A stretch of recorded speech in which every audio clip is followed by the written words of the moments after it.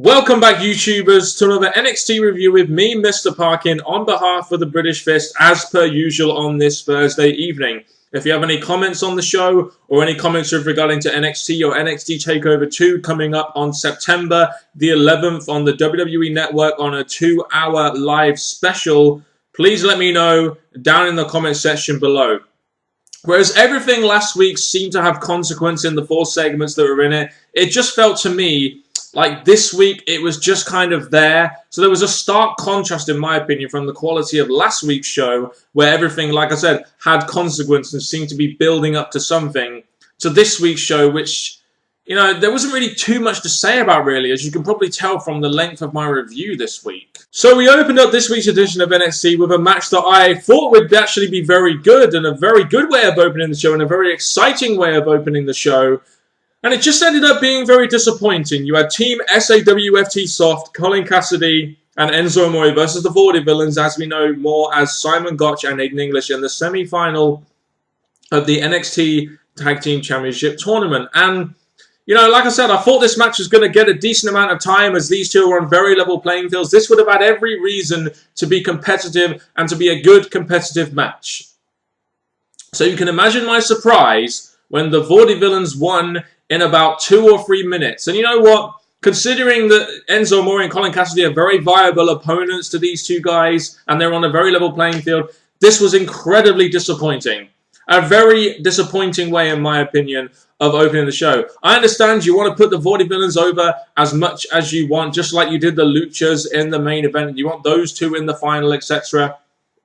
But you could at least have Colin Cassidy and Enzo Amore look decent in defeat. You know, I just thought this was a really disappointing way to open the show. And then after the loss, you had the Legionnaires come out and shave Enzo Amore's beard. And then later on in the night, Enzo Amore made the challenge to Sylvester Lefort for a hair versus hair match at NXT TakeOver 2 on September the 11th on the WWE Network. That should at least be entertaining, if nothing more, to see Sylvester Lefort get that long hair of his cut. You know, maybe he's come to the point in his career where he thinks, you know, I want to get rid of this long hair, and they've decided to make a gimmick out of it. So why not have a hair versus hair match at NXT TakeOver 2? At least it'll feel like something different on an NXT show.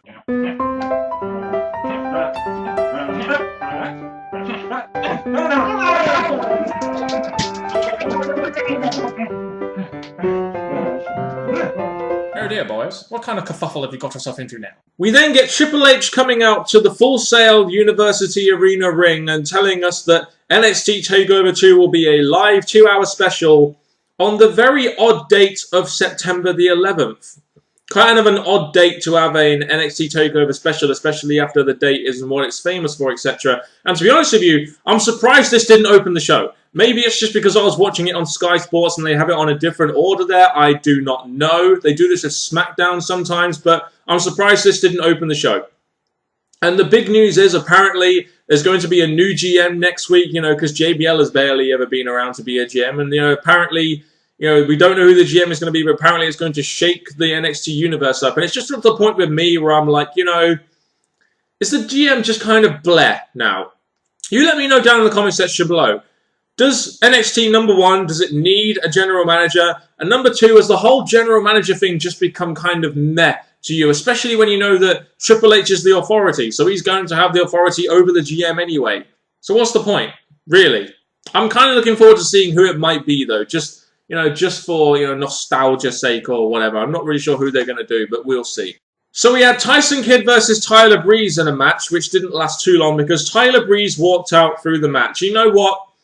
You know, it's whatever. But this match would have worked so much better for me if they didn't just go from beating each other up to then teaming up on Adrian Neville and teaming up to try and take out, you know, Sami Zayn last week. And, you know, why did they stop beating each other up when Tyson Kidd cost Tyler Breeze his title shot?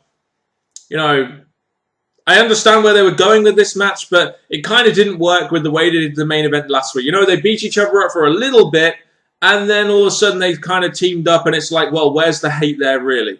You know, and this really served as nothing more, really, than to give Tyson Kidd a much-needed win that he probably needed to, actually become any kind of #1 contender for the NXT Championship. Because no doubt it's going to be a fatal four-way: Sami Zayn, Tyson Kidd, Tyler Breeze, and Adrian Neville for the NXT Championship at NXT TakeOver 2, which should be pretty good. So Charlotte faced Lita Wannabe, Becky Lynch on this show, and Charlotte got the victory here, but really it was just kind of there. That's kind of how I felt about this match. It was a decent match, but there was no real consequence or meaning to this match other than to give Charlotte a victory, I guess, as she goes to face Bayley. I would imagine now she's the #1 contender at NXT TakeOver 2. Nothing really much more to say about the segment, really. A massively declining character right now on the NXT TV show is Mojo Rawley. And you know what? I look at this whole storyline between him and Bull Dempsey, and I'm just not all that bothered by it. I'm not really too bothered about either character right now. And you got to remember, I started off as a massive fan of Mojo Rawley when he first come on the scene, and now I'm just like, well, NXT really haven't done much to really make me give a shit about this guy anymore. In this match he had against the Jobber, he showed more intensity, and I'm like, so what? His character is all about staying hyped. So why does he need more intensity? Why doesn't he just do what his character should do and stay hyped? Just saying. And when he cut that promo afterwards, the reaction he was getting from the crowd during his promo was not a good sign in the way the Mojo Rawley character is going. I think some of them were chanting boring, and it didn't really seem like people were that bothered about it. People were chanting for Bull fucking Dempsey, for God's sake. And if people are chanting Bull fucking Dempsey ahead of Mojo Rawley, then the Mojo Rawley character really isn't going to go anywhere anytime soon. So I see the reaction that the babyface Mojo Rawley gets in the previous segment, and then we go to the main event segment, and the Lucha's got a half-decent reaction from the crowd. And then Sami Zayn come out, and I'm like, man, that is a proper reaction that a babyface should be getting. Even on an NXT show, that's a proper babyface reaction. It shows how over Sami Zayn is, and, will he be the person that can take over the reins from Adrian Neville when he eventually does drop that championship? Who knows? He seems to be the next logical person, really, to take that championship. But moving on, Sami Zayn and Adam Rose had a match against the Luchas, Kalisto and Sin Cara in the semi-final of the NXT Tag Team Championship Tournament. And it was really very clear, by the way they did this match, by the fact that it was in the main event. The Luchas got all the good spots to shine, etc. It was very, very clear that NXT were doing all they could to really, really, really try and put over Sin Cara and Kalisto's tag team, the Luchas. That's the way it came off. They got the victory here, as you would expect. So the final will be the Luchas, Sin Cara and Kalisto versus the Vaudevillains, Simon Gotch and Aiden English. And these two tag teams in the final, it should be a good final. I must admit, these are two legitimate tag teams that do deserve to reach a final, with the exception of Colin Cassidy and Enzo Amore, I felt could have been part of the final, but that's not that. The winners are going to go on to NXT TakeOver 2 to face the Ascension. But the bottom line for me is, I still don't believe, even with this tournament and all the wins they're going to have behind them, I still don't believe either one of these teams has really any chance in hell of beating the Ascension, as, like I said, they are on such a big pedestal compared to the rest of the NXT tag teams. The only tag team I can see beating them is the Luchas, and the only reason for that is because of their innovative style.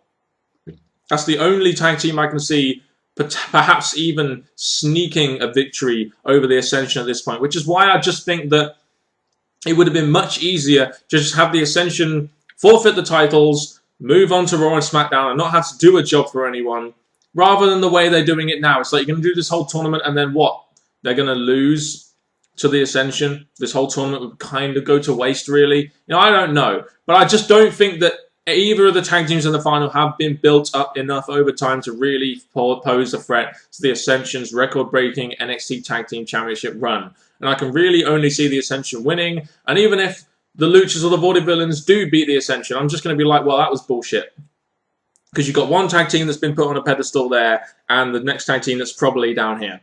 Just the way I see it. If you have any thoughts on this show, please let me know down in the comment section below. The main event was pretty good, but like I said, the rest of it was just kind of there. The Mojo Rawley stuff I didn't really care about. The NXT women's stuff was kind of there. The Tag Team Championship Tournament, we got through to the final now, but the opening was really, really disappointing to me. But the main event was good. It was the only real shining light on this show, I really felt, which was very, very average at best. Thank you very much for watching this review. If you have, comment, like I said, down below on NXT or TakeOver 2. Make sure you tune in for my review of NXT TakeOver 2 on September the 11th, after it airs on the WWE Network in a 2-hour live special. Thank you very much for watching. Goodbye.